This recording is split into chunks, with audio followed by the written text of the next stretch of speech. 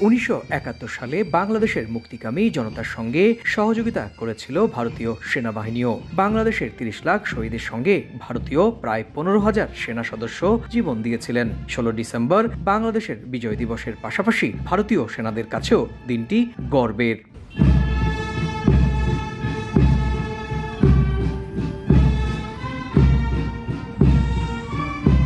প্রতি বছর নিয়ম করে ভারতের পূর্বাঞ্চলীয় সেনা দপ্তর নানা আয়োজনে পালন করে বিজয় দিবস। সেখানে আমন্ত্রণ জানানো হয় বাংলাদেশের বর্তমান ও সাবেক সেনা সদস্যদের।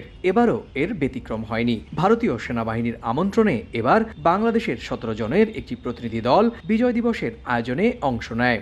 দলটির নেতৃত্ব দেন ব্রিগেডিয়ার জেনারেল মোহাম্মদ আমিনুর রহমান। এই প্রতিনিধি দলে আছেন 7 জন বীর মুক্তিযোদ্ধা ও সশস্ত্র বাহিনীর 2 কর্মকর্তাও।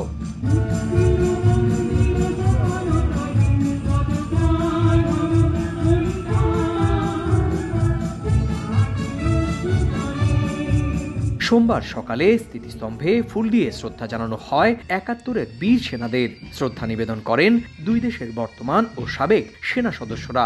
এরপর যৌথ ফটো সেশনে অংশ নেন তারা। কথা বলেন গণমাধ্যম প্রতিনিধিদের সঙ্গেও।